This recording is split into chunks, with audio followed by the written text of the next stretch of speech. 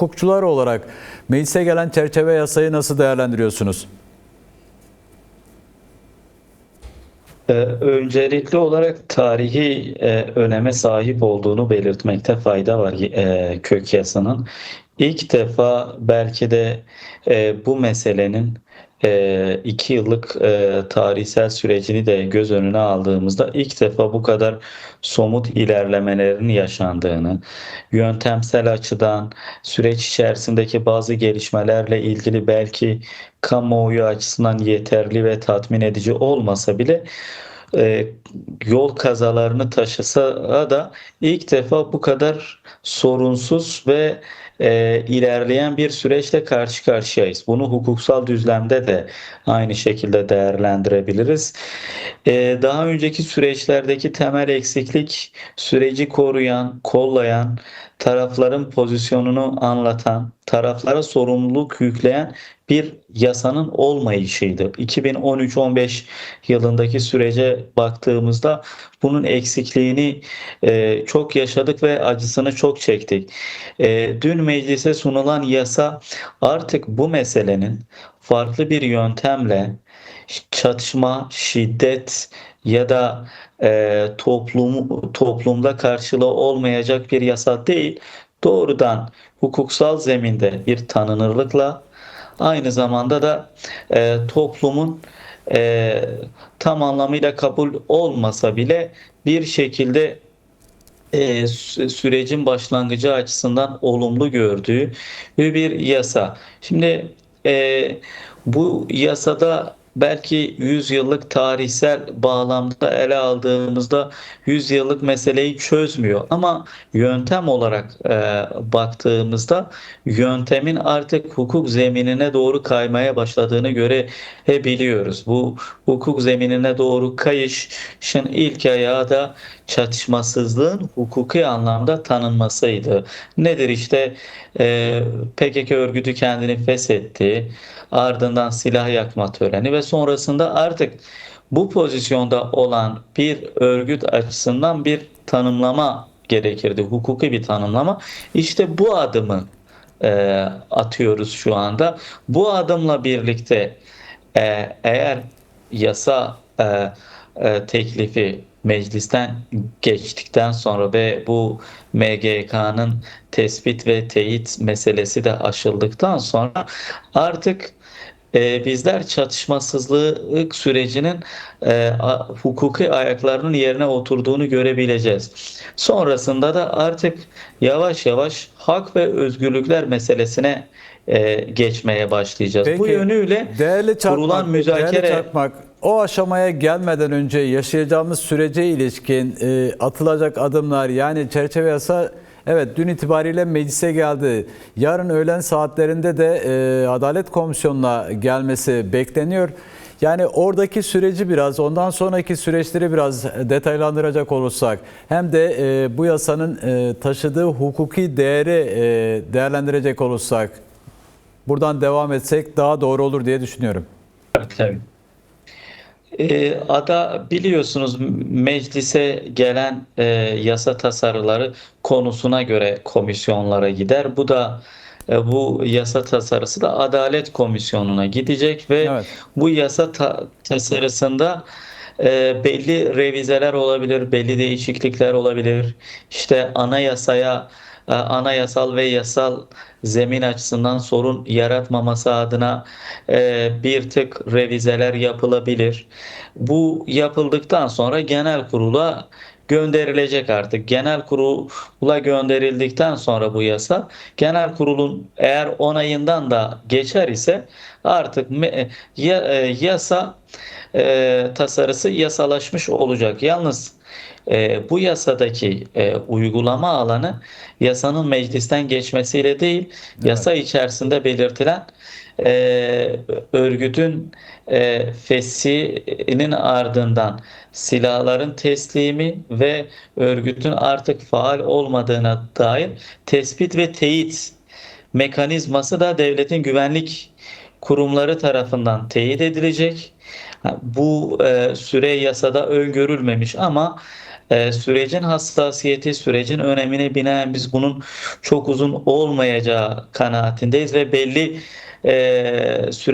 süreç içerisindeki belli kriterler atlatıldıktan sonra yasadaki artık insanların yararlanabileceği gerek örgütün üyeleri, dağdaki üyelerinin, gerek sürgündeki insanların, gerek hapishanedeki insanların, gerek haklarında soruşturma ve dava olan insanların yararlanabileceği aşamaya geçilecek. Ama bu tespit ve teyit mekanizması doğrudan devletin güvenlik makamları tarafından yapılacak ve burada sürecin hassasiyeti, sürecin güven kazanabilmesi açısından da bu sürenin çok uzun olmaması gerekir. Çünkü bildiğiniz üzere meclis komisyonunun hazırladığı rapordan sonra Şubat ayından bu yana hep bu çerçeve yasa bekleniyordu ve bugüne kadar ötelendi. Aynı şekilde bu tespit ve teyit meselesinin de ivedi bir şekilde halledilmesi gerekir ki insanların artık bu süreç sağlam ayaklarının üzerinde duran bir süreç, hukuken koruma altında olan bir süreç nitelendirilmesi yapılabilsin. O yönüyle çok önemli ve çok kıymetli bir aşamanın bizleri beklediğini vurgulamakta fayda var. Bu yönüyle de bizler yasa tasarısı meclisten geçtikten sonra sürece daha hassas yaklaşılması gerektiğini düşünüyorum. Peki, değerli Çakmak, kök yasa meclise geldikten sonra yaşanacak aşamaları aktardınız. Ben ondan sonra yaşanması gereken durumlara ilişkin, özellikle mecliste kurulan komisyon raporunda da 6. 7. maddelerinde de yer alındı. Anayasa Mahkemesi ahim kararlarına işaret edildi. Şimdi Önder Apo'nun umut hakkı ile ilgili bir gelişmenin ya da işte Kürt sorununun demokratik çözümüne ilişkin bir gelişmenin yaşanması için bu süreç tamamlandıktan sonra nasıl adımlarla ilerleyecek, bu amaçlara hangi adımlar atılarak gidilmesi gerekiyor? Çünkü meclis komisyon raporunda da bir yol haritası çizilmiş durumdaydı.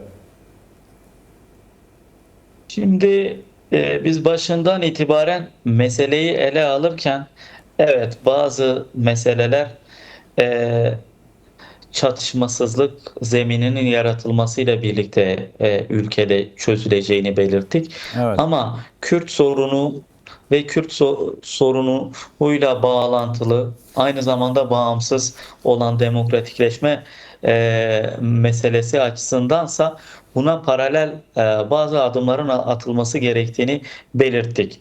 Sizin de belirttiğiniz Anayasa Mahkemesi'nin ve Avrupa İnsan Hakları Mahkemesi'nin kararlarının uygulanma meselesi doğrudan bu çerçeve yasa içerisinde değerlendirilen ve çerçeve yasa içerisinde bulunan bir düzenleme değil. Komisyon raporunda vardı, doğru. Ama bu çerçeve yasayla birlikte artık Kürt sorunu açısından olumlu bir sürece geçiş, yani bir kapının aralandığı bir sürece giriyorsak aynı zamanda devletin buna paralel olarak Avrupa İnsan Hakları ve Anayasa Mahkemesi'nin kararlarının uygulanması için aslında şu an hukuken hiçbir engel yok. Bunu pratikte siyasal iktidarın mahkemeler üzerindeki baskısını kaldırarak da çok kolay bir şekilde hiçbir düzenlemeye mahal vermeden yapabilir. Ama umut hakkıyla ilgili ise umut hakkı biliyorsunuz Avrupa İnsan Hakları Mahkemesi'nin vermiş olduğu bir kararı yine Avrupa Konseyi Bakanlar Komitesi dediğimiz mekanizma bu kararın uygulanıp uygulanmadığını denetliyor. Bununla ilgili devlete zaten süre tanınmıştı. Evet. Haziran'ın sonunda bitiyordu ve artık Evet. biz aslında Eylül ayında gündeme alınması gerektiğini de düşünüyoruz. Bununla ilgili yasal bir değişiklik yapılması gerekiyor umut hakkı ile ilgili. Ama Umut hakkı sadece Sayın Öcalan'ı ilgilendiren bir durum değil. Ülkede binlerce ağırlaştırılmış müebbet hükümlüsü olan mahpusları ilgilendiriyor. Bu zaten yapılması gerekiyor. Bir umut hakkına dair bir yasa değişikliği ve bir mekanizmanın kurulması gerekiyor. Ama Sayın Öcalan'la ilgili aslında e, süreci buraya kadar getiren bir aktör açısından artık süreçle bağlantılı olarak bir siyasal iradenin ortaya konulması gerekiyor. O da ne? Hem Değerli Çakmak, sesimi alabiliyor musunuz? umut hakkı bağlantı gerekiyor. Evet, evet, sesim geliyor mu? Şimdi geliyor. Biraz önce da sorun yaşanmıştı. Buyurun devam edin isterseniz. Son cümlelerinizi alayım. Tamam. Sayın Öcalan'la ilgili bir siyasal iradenin ortaya konulması gerekiyor. Bu süreç açısından bu kadar kritik sorumluluk üstlenen devletin de artık fiilen baş müzakereci olarak kabul ettiği Sayın Öcalan açısından artık özgürlüğünün tartışılması gerekir. Özgür koşullarda bu süreci yürütmesi gerekir. Umut hakkından bağımsız. Umut hakkı zaten uygulanması gerekiyor ama Evet. kendisiyle ilgili gerçekten özgürlüğünün esaslı bir şekilde tartışılması gerekiyor. Bu kadar kritik öneme sahip sorumluluklar üstlenen bir kişinin artık özgür bir şekilde müzakere masasında bu koşullarının sağlıklı bir şekilde yürütmesi gerekiyor. Sayın Öcalan'la ilgili artık bunu dillendirmekte fayda var.